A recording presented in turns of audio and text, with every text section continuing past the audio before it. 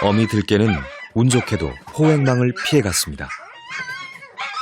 졸지에 엄마와 떨어져 이산가족이 된 새끼들은 한국동물구조관리협회로 가게 됩니다.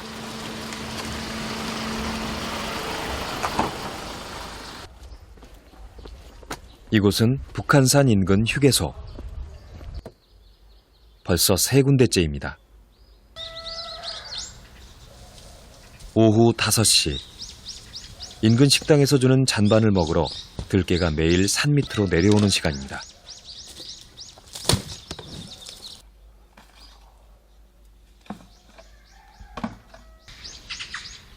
들깨를 사이에 두고 음식을 주는 사람과 들깨를 무서워하는 사람이 나뉩니다.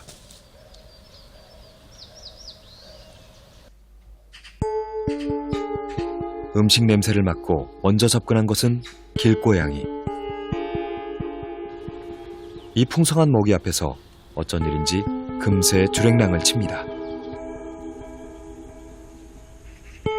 이상한 기운이 감지된 모양입니다.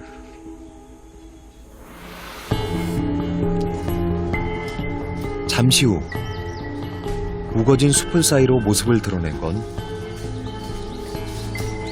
기다리던 야생 들깨입니다.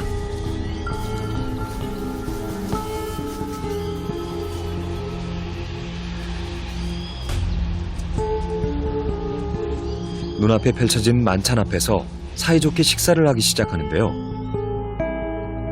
2마리가 다가 아니었습니다. 카메라 때문에 애들이 경계하잖아요. 새끼들도.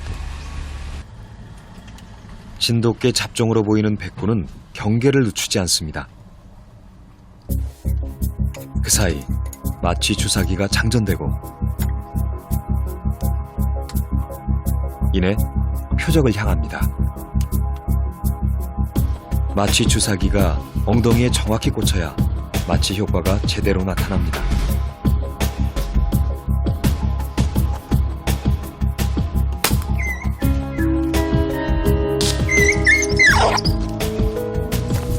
일순간 아수라장이 된 만찬의 현장. 활동 반경이 넓은 산이지만 엉덩이에 정확히 꽂혔기 때문에 그리 멀리 가지는 못했을 거라는데요. 그렇게 15분 정도 계속된 수색.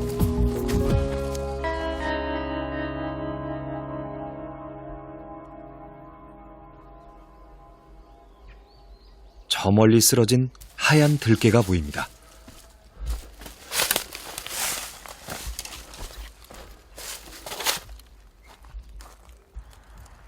몸 길이는 약 70cm, 몸무게는 약 15kg 정도로 돼 보이는 중형견입니다.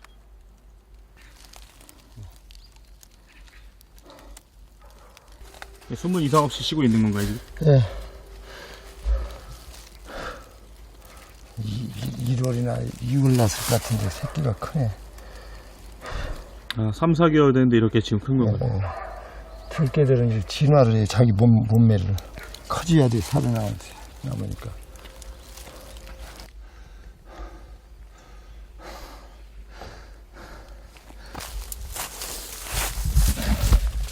도망가야 하는 자와 꼭 잡아야만 하는 자.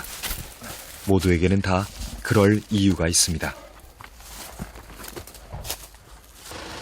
이렇게 포획된 모든 들깨는 주인 없는 유기견으로 분류돼 한국동물구조관리협회로 인계됩니다.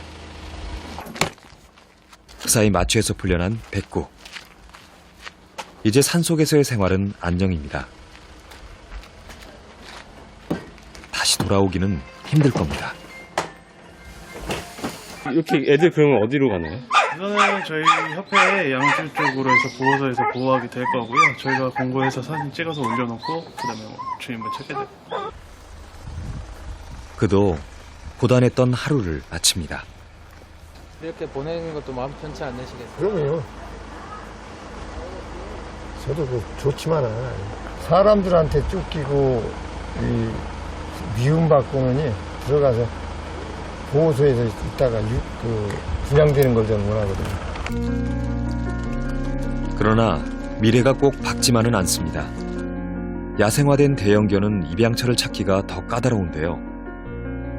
지난해 서울시에서 포획된 들개는 모두 115마리. 그중 20일이 지나도 주인을 만나지 못한 63마리는 모두 안락사됐습니다. 완전히 사람과 접촉 없이 사람한테 먹이를 의존하지 않고 살아가는 들개의 경우에는 사람을 전혀 따르지 않죠. 개의 습성을 잘 아는 분들이 넓은 마당을 가지고 정말 안전하게 그 동물들을 보호해줄 수 있다면 좋겠지만 그런 사람들이 많지 않고 민간단체의 보호소들도 여력이 없기 때문에 지금 이런 들개들의 이런 제보들을 거의 다 해결해 주지는 못하거든요. 그 이름조차 생소했던 들개는 도대체 언제부터 생겨난 걸까요? 그 시초는 주택 재개발 사업이었습니다. 단독주택에서 개를 키우던 사람들이 삶의 터전을 잃어버리고 아파트로 이사가면서 개들이 버려졌습니다. 가족을 잃은 개들이 산속으로 들어가면서 최초의 떠돌이개, 들개가 탄생했습니다. 근본적인 원인 방법은 누구나 쉽게 키우고 누구나 쉽게 버려진다는 거에 대한 문제점이 있는 거고 끝까지 책임질 수 없는 상황에서 어떠한 대책, 대안 없이 그냥 마구잡이로 길거리에 내몰리게 된 개들이 그 개들도 이제 자체적으로 자생을 해야 되기 때문에 결국 살아가는 방식을 터득하기 위해서 그렇게 스스로 이제 들개화가 된 거고. 지금도 계속되고 있는 서울의 재개발 지역은 모두 471곳. 반려견 유기가 사라지지 않는 한 들개는 계속 늘어날 수밖에 없습니다.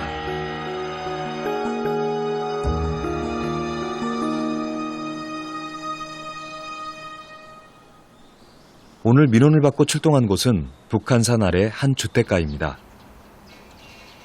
이 골목에서는 들개와 마주치는 일이 매우 흔한 일입니다. 한낮에도 들개들이 길거리에 나와 햇볕을 쬐며 휴식을 취하는데요. 먹이통으로 봐서 밥을 챙겨주는 주민도 있어 보입니다. 북한산과 민가를 자유로이 오가는 들개들은 마치 이곳의 골목대장 같습니다.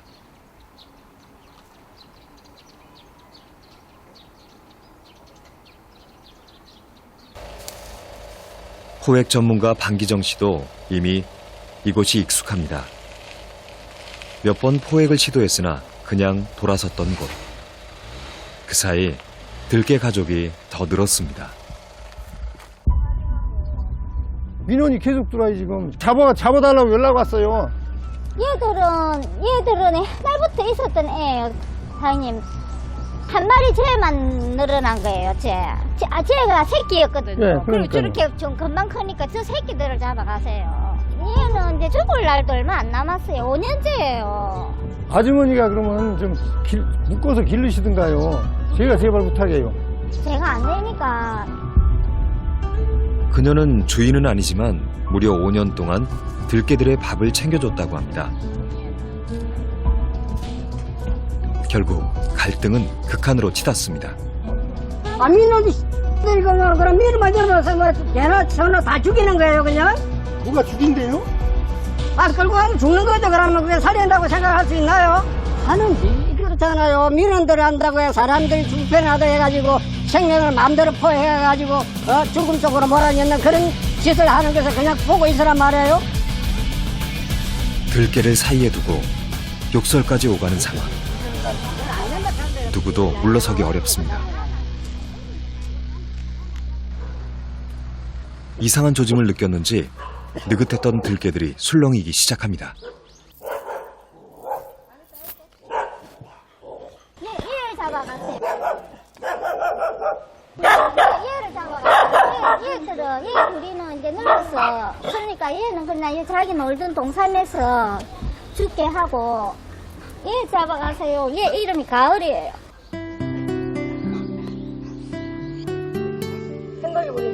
어쩔 수 없는 상황에 가슴 아픈 타협안을 내놓습니다. 금방 저렇게 불어나잖아요, 개가.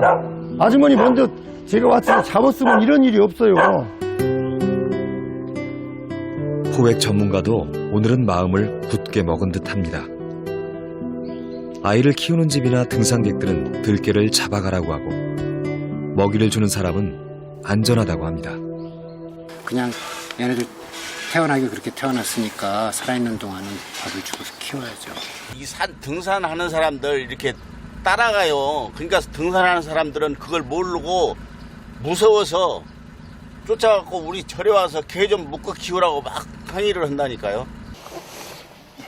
주민들의 의견도 엇갈립니다. 결국 긴 실랑이 끝에 우선 한 마리만 포획하기로 합니다. 오늘 포획 대상은 가을이.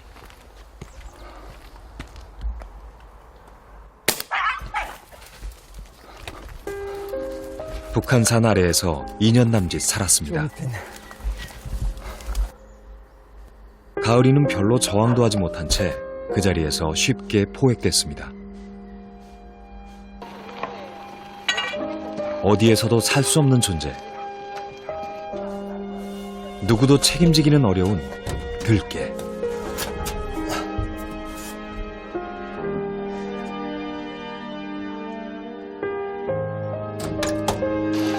그렇게 오늘은 이 들깨무리 중에서 가을이만 이곳을 떠납니다.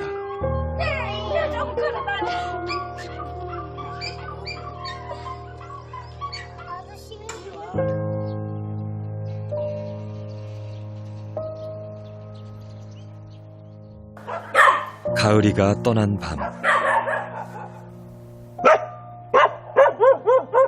가족을 잃은 들깨들은 오늘따라 예민하게 지저댑니다.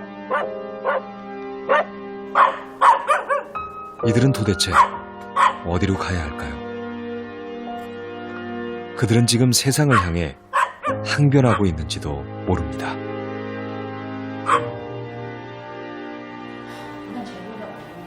며칠 뒤 제작진은 동물권 단체 케어를 만나 이 문제를 상의했습니다. 애들이 그 주차장 안으로 좀 먹을 걸 먹으려고 이제 그분이 유인하시면 그때 이게 좀 움직여야 될 것 같아요. 가장 급선무는 더 이상의 들깨 번식을 막는 중성화 수술. 그러기 위해서는 이 또한 포획이 필수입니다.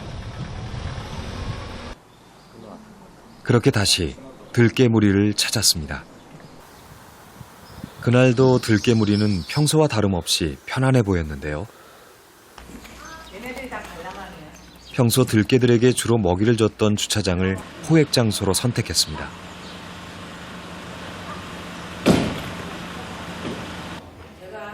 고기 냄새가 진동하자 경계하던 들깨 한 마리가 참지 못하고 입구에 들어서기 시작합니다.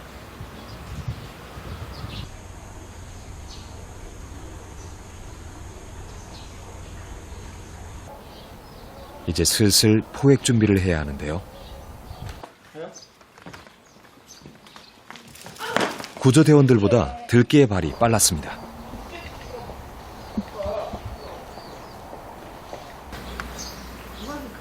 네 시간 동안 계속된 구조. 잡았다. 미안해서 애들 놀래니까 괜찮아. 가만히 있어. 드디어 한 마리가 잡혔습니다. 지지마 애들 긴장하니까. 문 열린 주택가로 몸을 피한 들깨 한 마리가 포획됐습니다. 오랫동안 사람을 가까이 한 탓일까요? 금방 굴복하고 맙니다. 들깨들에게 가장 안전한 건 입양되는 것일 텐데요. 두 차례 만나 밥을 챙겨줬던 주민을 설득했지만 키울 곳이 마땅치 않아 불가능한 상황이었습니다.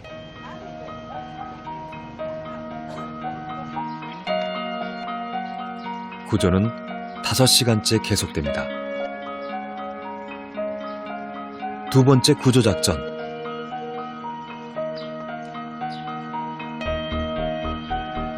새끼 한 마리가 사방이 막힌 담벼락 안으로 들어갑니다. 긴박한 순간 어렵게 포획에 성공했습니다. 이 누렁이는 가을이의 새끼입니다. 오늘 하루 구조된 들깨는 단 2마리.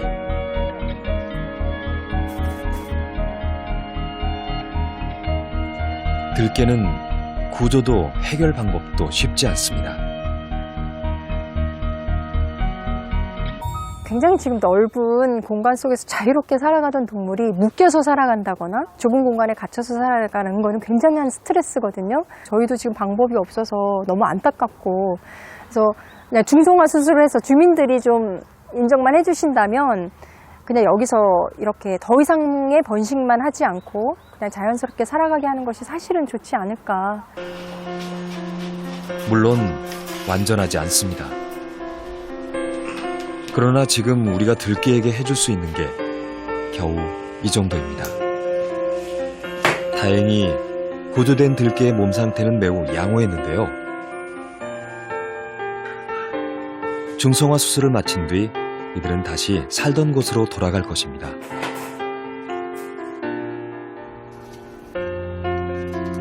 (2주) 뒤 북한산의 암벽을 다시 찾았습니다. 바위 틈의 황구 가족은 아직 그 자리에 있었습니다.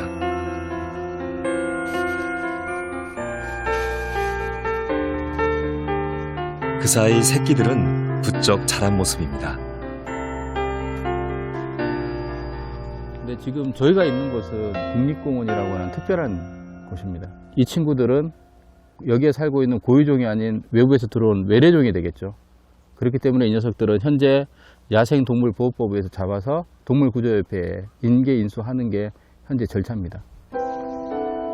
그는 우리에게 이 들깨 가족이 눈에 띄지 않도록 보금자리를 옮겼으면 좋겠다고 말했습니다. 인간이 만들어낸 들깨는 지금 삶과 죽음의 기로에 놓여 있습니다.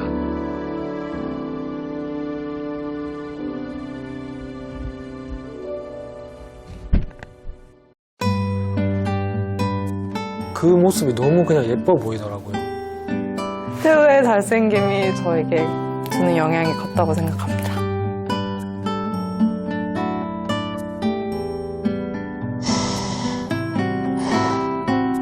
제 손으로 할 수 없는 것들이 있다는 생각이 들어요. 은빈과 함께 시간을 보낼 수 있는 여유가 나한테 얼마나 남은지를 모르는 거? 불안한 것 같아요.